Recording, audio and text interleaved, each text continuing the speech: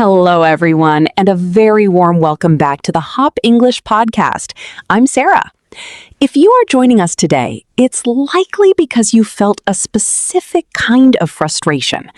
It's that feeling of standing at the base of a mountain.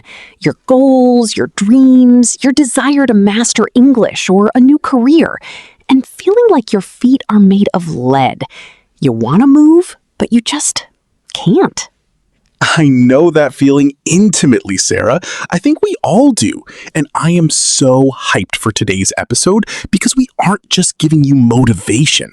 Motivation is like a spark. It's bright, but it goes out fast.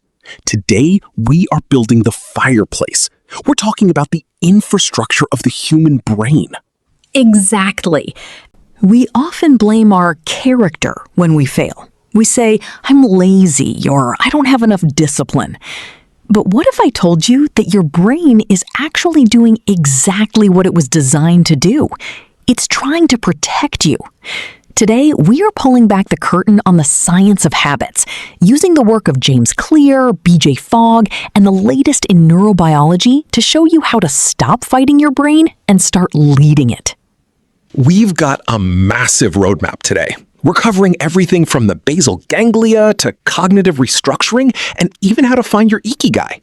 So if you've been feeling like you're stuck in a loop, grab your notebook. This is the user manual for your mind that you never got in school. Let's start with the New Year's resolution energy. Everyone starts big. They buy the most expensive gym membership, they buy 5 English textbooks, and they promise to study 4 hours a day. By February, they've stopped. Why does the big start almost always lead to a big crash? It's because of a fundamental misunderstanding of the trans-theoretical model, also known as the stages of change. Most people try to jump the queue. Think of it like this. Stage 1 is pre-contemplation. You don't even know you have a problem. Stage 2 is contemplation. You know you want to change, but you're just thinking about it. Stage 3 is preparation. This is where the big crash happens. People spend all their energy in preparation, buying things, planning, and then they try to sprint through the action stage. It's like trying to run a marathon without ever having walked around the block. Precisely. Your brain views a big change as a threat. In the evolutionary sense, change is dangerous. The brain loves the status quo because the status quo kept you alive yesterday. When you try to change everything at once, your amygdala, the brain's fear center, sounds the alarm. You feel anxiety, you feel overwhelmed, and eventually you quit just to make the anxiety go away. So the lazy feeling is actually just my brain trying to keep me safe? In a way, yes. That's why we have to use the 1% rule. James Clear explains this beautifully in Atomic Habits. If you improve by just 1% every single day, the math is staggering. I love this math, but let's break it down for the skeptics. If I learn just one new English phrase today, I don't feel 1% better. I feel 0% better. I still can't watch a movie without subtitles. How do we survive that plateau of latent potential where it feels like nothing is happening? That's the hardest part of the journey, Leo. Clear calls it the valley of disappointment. You're doing the work, but you aren't seeing the results yet. But think of a block of ice in a room that is negative 10 degrees. You turn the heat up to negative 9, then negative 8, then negative 5. Nothing happens. The ice is still there. But at 1 degree, it starts to melt. The change didn't happen at 1 degree. It was the result of all the previous steps that built up the energy. Okay, so we know we need to go slow. But what is actually happening in my head when a habit sticks? This is where we look at the basal ganglia. This is a group of subcortical nuclei in the brain responsible for motor control and executive functions. But its most famous job is habit formation. When you learn something new, like driving a car, you use your prefrontal cortex. That's the thinking part of your brain. It takes a lot of energy. You're sweating, you're checking every mirror, you're nervous. But after a year, you can drive home while talking to a friend and you don't even remember the drive. That's because the prefrontal cortex handed the task over to the basal ganglia. It became a chunked routine. It's like the brain is trying to outsource the work to save electricity. Exactly. And it does this through a 4-step loop. Cue, craving, response, and reward. Let's walk through a bad habit loop. Let's say checking the phone as soon as I wake up. The cue, your eyes open and you see the phone on the nightstand.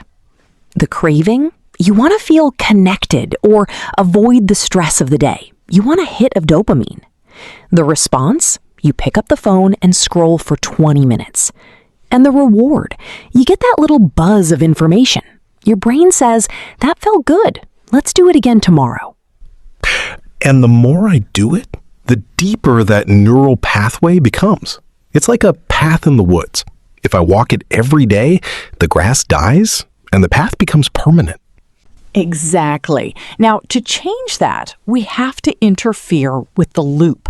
We use the laws of behavior change. To break a bad habit, you make the cue invisible. So I put my phone in the kitchen at night.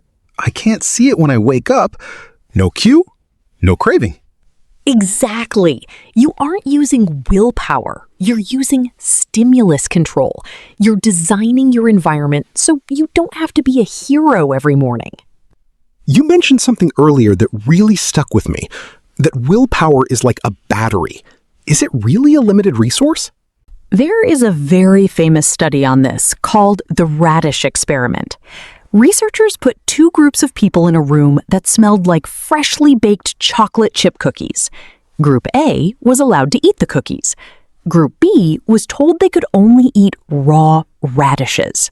That's torture! I'd be so angry.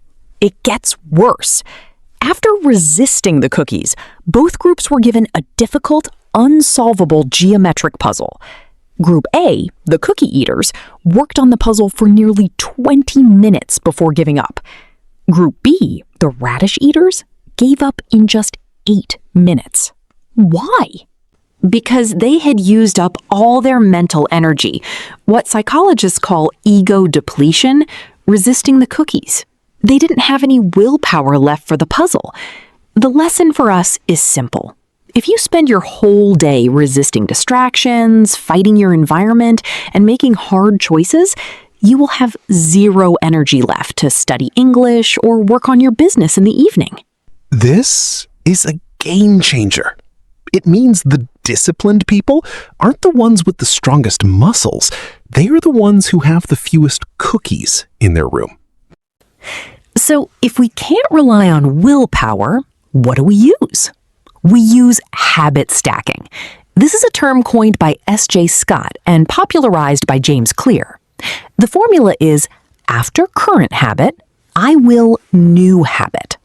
Give me some examples for our audience. After I pour my morning coffee, I will say 1 sentence in English out loud. After I sit down on the bus, I will open my vocabulary app. After I close my laptop at work, I will do 3 deep breaths. Why does this work better than just saying, I'll study at 5 p.m.? Because 5 p.m. is a weak cue. You might be busy, you might be in a meeting, you might forget. But pouring coffee is a physical, reliable anchor. It's already wired into your basal ganglia. You're hitching a ride on a neural pathway that already exists. It's like building a train. The coffee is the engine that's already moving. You're just attaching a small carriage to the back. Exactly. And the most important rule of the carriage? It has to be tiny. This is B.J. Fogg's tiny habits method. If your new habit is study for 2 hours, the train will stall. If your new habit is read 1 sentence, the train keeps moving. But Sarah, 1 sentence isn't going to make me a lawyer or a CEO. You're right, but 1 sentence makes you a learner. This is about identity-based habits. Most people try to change from the outside in. They say, I want to pass the IELTS exam, the outcome. Then they try to study, the process.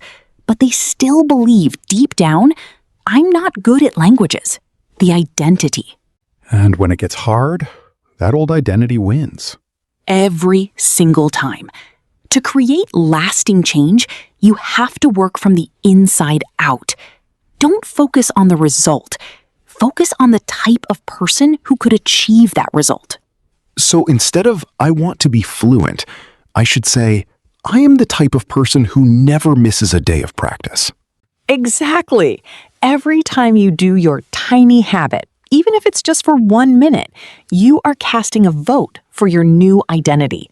1 minute of English doesn't make you fluent, but it proves to your brain that you are a learner. When you have 300 votes for I am a learner and only 10 votes for I am a quitter, the election is over. Your brain starts to act in alignment with who you believe you are. This is so powerful. It takes the pressure off the performance. It's not about being good today. It's just about showing up for the vote. Let's talk about the mental monsters. What happens when we have those days where we feel like a failure? You mentioned CBT earlier. How does that help? Cognitive behavioral therapy is based on the idea that our thoughts, feelings, and behaviors are all connected. Often, we are held back by cognitive distortions. These are glitches in our thinking. Like catastrophizing? If I fail this presentation, my career is over. Yes, or personalization, thinking everything is your fault. In CBT, we use cognitive restructuring. We teach you to catch it, check it, change it. Step by step. First, catch it. Recognize the negative thought. I'll never learn English. It's too hard. Second, check it. Is this a fact? No. Is there evidence I've learned other hard things? Yes. Third, change it. Reframe it into a growth mindset statement. English is a challenge, and every mistake I make is a data point that helps me improve. This is Carol Dweck's work, right? The power of yet. Precisely. Adding the word yet to your sentences is a neurohack. I'm not a good speaker. Yet. I don't understand this legal contract. Yet. It signals to your brain that the state is temporary, not permanent. We've talked about the how, habits, and the what, CBT. Now let's talk about the why. You mentioned Ikigai 2.0 and Kyle Kowalski. This feels like the soul of the script. It really is. The traditional Ikigai diagram is often used for finding a career, but Ikigai 2.0 is about alignment. Kowalski talks about moving from doing to being. He suggests 3 circles that we must balance. 1, what you love, your passions and interests. 2, what you are genetically encoded for, your natural temperament. Are you an introvert who loves deep research, or an extrovert who thrives on connection? 3, what the world needs, your contribution to humanity. I love that term, genetically encoded. It feels so much more permanent than just skills. It is. Skills can be bought. Your nature is yours. When you find the intersection of these 3, you reach awakened doing. This is where your habits don't feel like work anymore. They feel like an expression of your soul. But what if I don't know my Ikigai? I'm just trying to pay the bills. And that is okay. Most people find their Ikigai through activity scheduling. You don't think your way into your purpose. You act your way into it. You try things. You notice what gives you energy and what drains you. Your stuckness is often just a sign that your actions are not aligned with your nature. Let's put all of this into a story. Let's talk about Omar. Omar is a brilliant professional. He's 35, he's a lawyer, and he feels like he's hit a ceiling because his English isn't quite at the international partner level. He tried the big courses, he spent thousands, he quit every time. Because he was relying on willpower. Exactly. Here is how Omar used our science-based roadmap. Step 1, identity. He stopped saying, I'm a student, and started saying, I am an international advocate. Step 2, environment. He put his English law journals on his nightstand and deleted Instagram from his home screen. Step 3, habit stacking. After I finish my morning prayer, I will read 3 pages of a legal brief in English. Step 4, celebration. Every time he finished, he gave himself a small mental high five. Why the celebration? Because that triggers the dopamine reward. You are manually telling your basal ganglia, this was a good choice. Do it again. Fast forward 6 months. Where is Omar now? He didn't just improve his English, he found his Ikigai. He realized he loved the intersection of law and technology.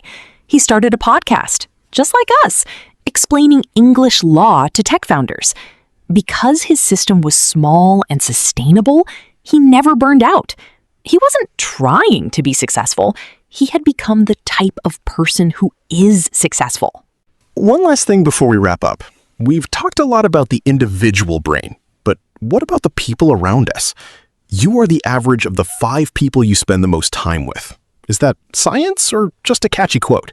It's deeply scientific. It's called social proximity theory. But there's a secret weapon most people ignore: the power of weak ties. Tell us about that. Sociologist Mark Granovetter found that your close friends' strong ties are great for support, but they rarely give you new information because they live in the same bubble as you. Your weak ties, acquaintances, people in online forums, or Hop English listeners you meet in the comments, are your bridge to the outside world. So joining a community isn't just about friendship, it's about information flow. Exactly. When you see a weak tie achieving something, it expands your perceived possibility. Your brain thinks, if that person, who is like me but in a different circle, can do it, then I can too. This is why community is the ultimate stimulus control for your environment. Sarah, I want to talk about future you. We often think of learning as a cost. It costs time, it costs energy. But you look at it differently. I look at it as compounding assets. In finance, if you save $100 a month at a 10% interest rate, you don't see much in year 1. But in year 30, you're a millionaire. And skills are the same? Exactly. Your English skills, your understanding of your own habits, your ability to restructure your thoughts, these are non-depreciating assets. They don't go away. They compound. Every hour you spend today mastering yourself is future you insurance. You are making your future life easier, wealthier, and more meaningful. I'm going to start calling my study time checking my bank account. We have covered a lot of ground today. We've talked about the basal ganglia, ego depletion, habit stacking, CBT, and Ikigai. But information without action is just noise. So here is your 24-hour challenge. We don't want you to change your life today. We want you to change 1 minute. First, identify your anchor. What is one thing you do every day? Coffee, brushing teeth, walking to the car? Second, attach a tiny habit. After I blank, I will blank 1 minute of growth. Third, celebrate. Give yourself that dopamine hit. Say yes out loud. And fourth, cast your vote. Realize that in that 1 minute, you were the person you want to become. That's it. Don't worry about being perfect. Remember, done is better than perfect. If you miss a day, don't miss 2. That's the rule of champions. Thank you so much for joining us on this deep dive into the science of growth. You have the hardware. Your brain is a miracle of evolution. You have the software, the tools we gave you today. Now, all you need is to show up. We want to hear from you. What is your tiny habit? Leave it in the comments below. We read every single one. And remember, your weak ties are watching. Keep growing, keep learning, and most importantly, keep being you. See you next time on the Hop English Podcast.